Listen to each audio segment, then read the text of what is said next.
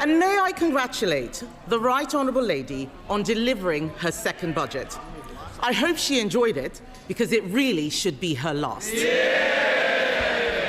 What a total humiliation. A total humiliation. Can colleagues who are exiting the chamber do so swiftly, so we can focus on the Leader of the Opposition? Swiftly exit, quietly. Right. Leader of the Opposition.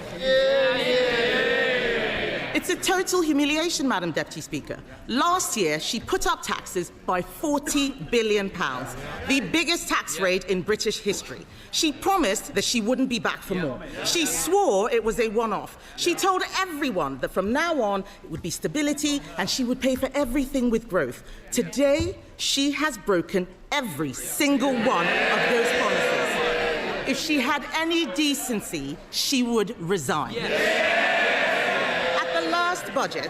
At the last budget, she said she was proud to be the country's first ever female Chancellor.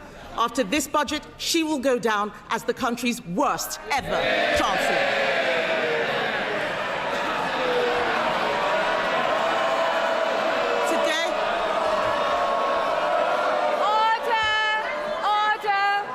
Order.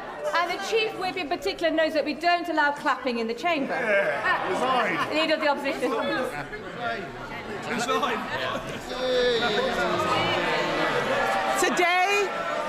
Today she has announced a new tax rate of £26 billion.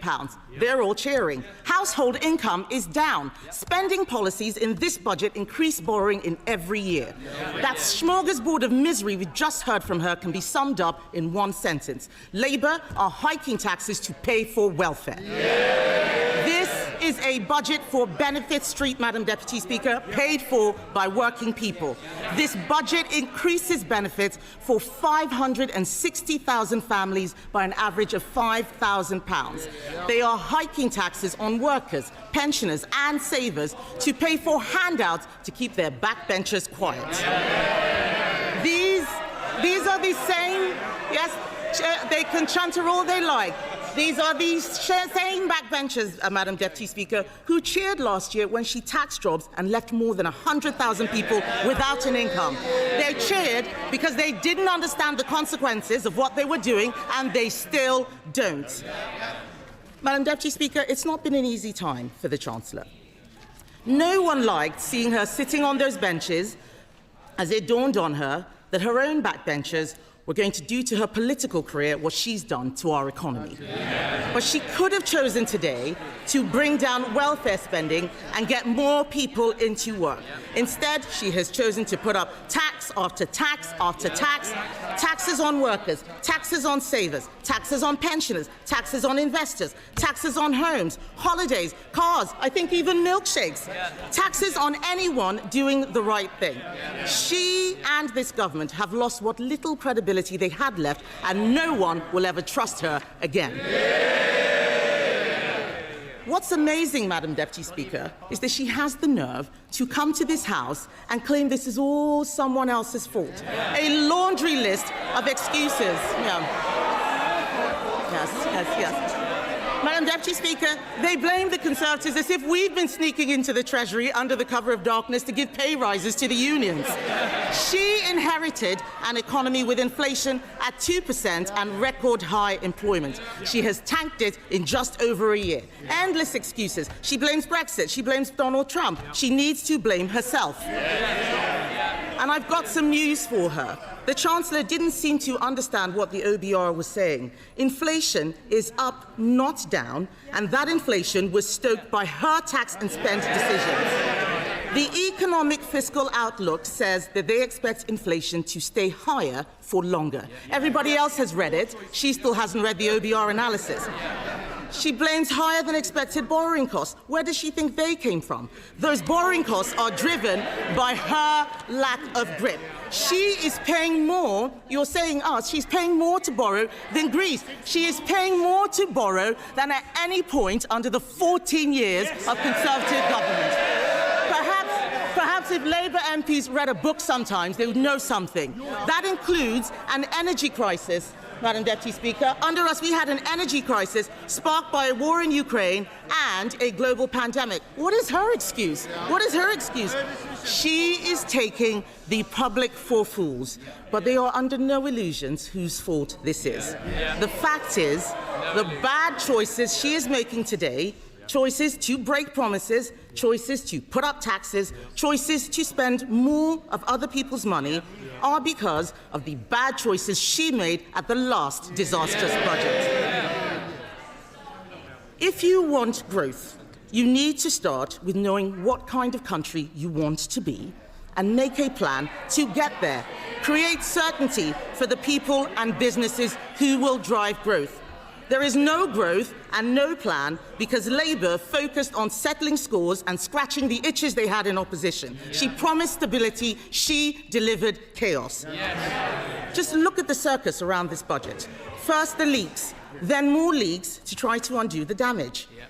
Calling panicky press conferences, U-turning on her U-turns, rolling the pitch one day only to plough through it the next. She had the cheek to talk about stability, Madam Deputy Speaker. She has become the first Chancellor in history to release the whole budget ahead of time. This is extraordinary. It tells you everything you need to know about her grip on the Treasury. She's making the UK a shambolic laughingstock to international investors, and if she doesn't resign for breaking her promises, she should sure as hell go for this.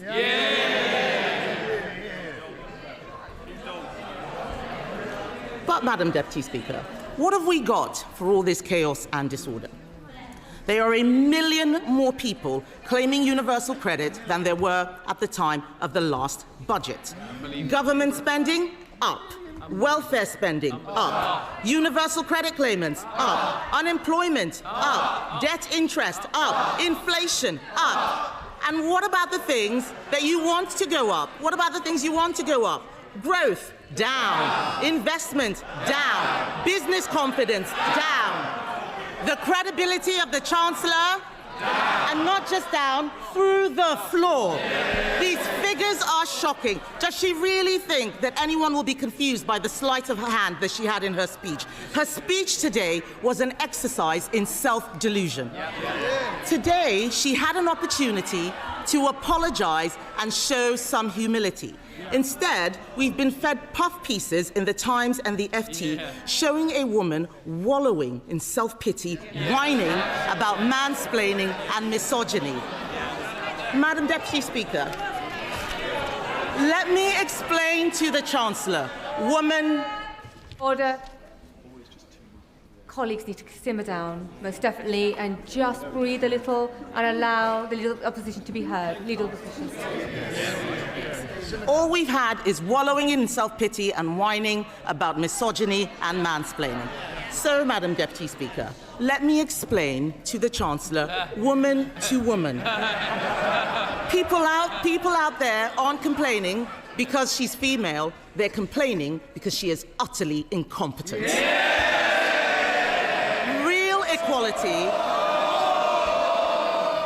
Real equality means being held to the same standard as everyone else. It means being judged on results. Take her bright idea, the Office for Value for Money. It's been closed down because it didn't save a penny. In fact, it cost the taxpayer £1.6 million. You couldn't make this stuff up. Madam Deputy Speaker, I've identified a way to save taxpayers huge amounts of money by sacking just one person, the woman sitting opposite. The ex-chief economist of the Bank of England was not mansplaining. He wasn't mansplaining when he said the uncertainty around today's budget is the single biggest reason growth has flatlined. What did the Chancellor think would happen when she went on breakfast telly to do an emergency public service announcement? I interrupt your Cheerios to bring you this frightening message about income tax. And then, unbelievably, she changed her mind 3 days later. No wonder people are in despair.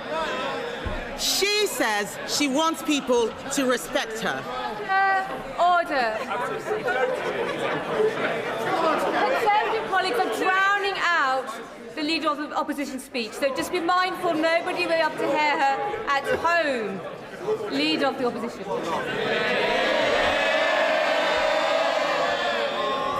Madam Deputy Speaker, she says she wants people to respect her, Respect is earned. Yes. She apparently told Labour MPs this week,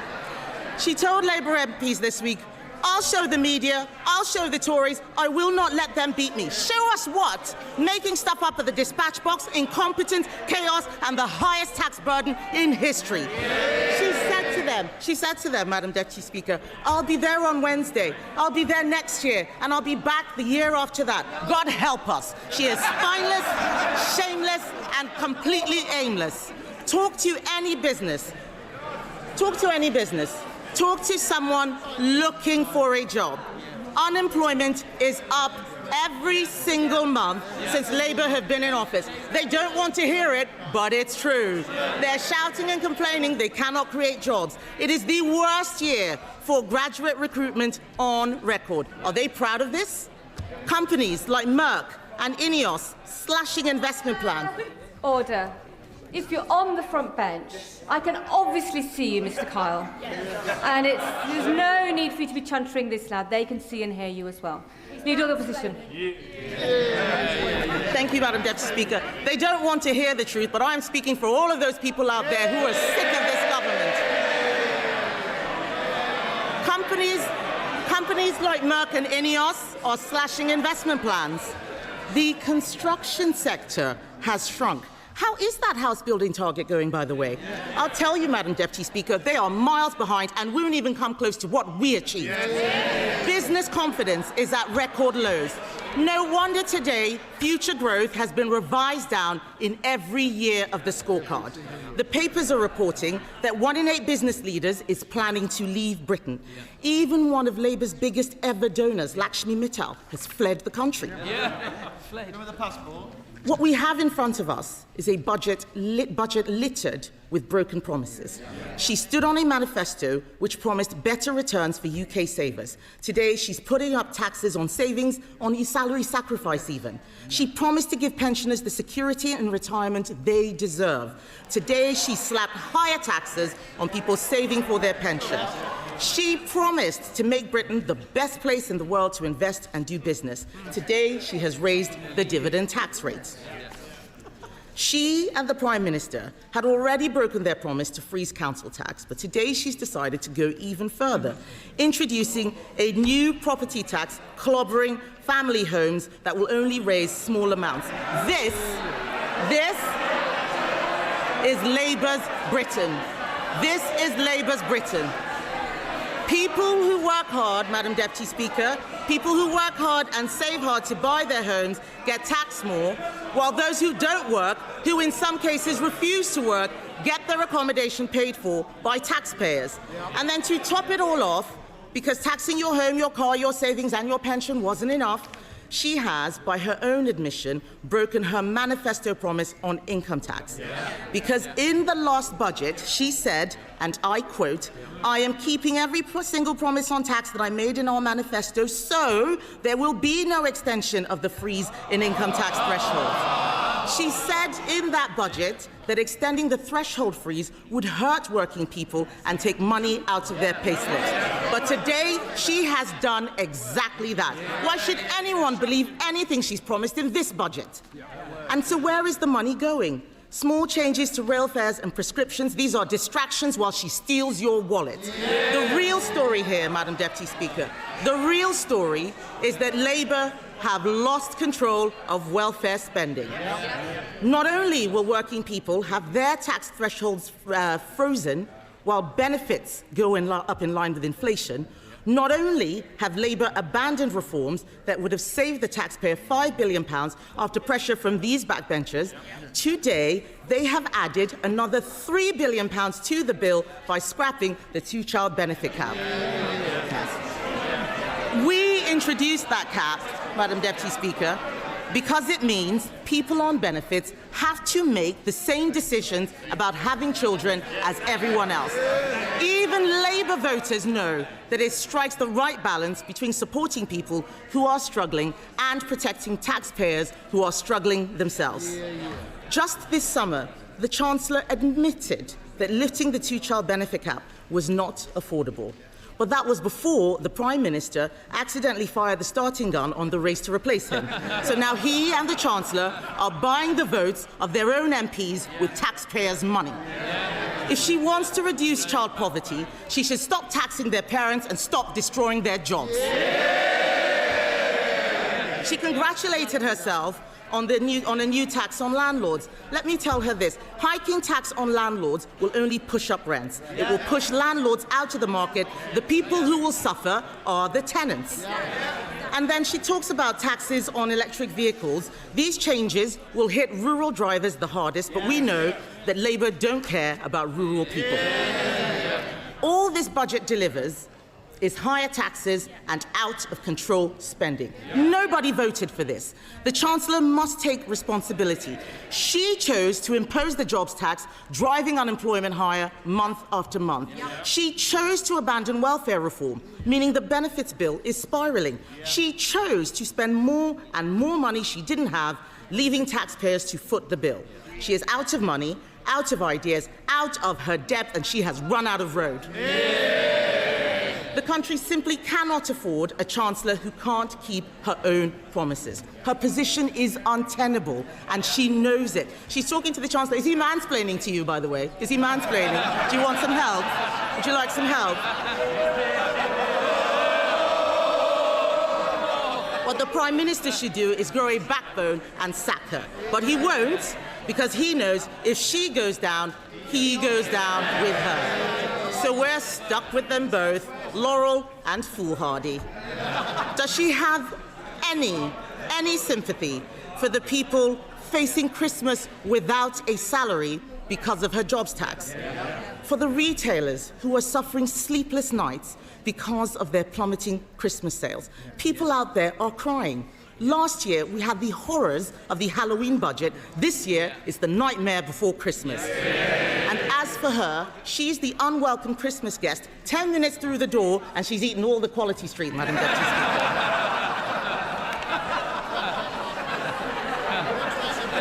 But let me tell the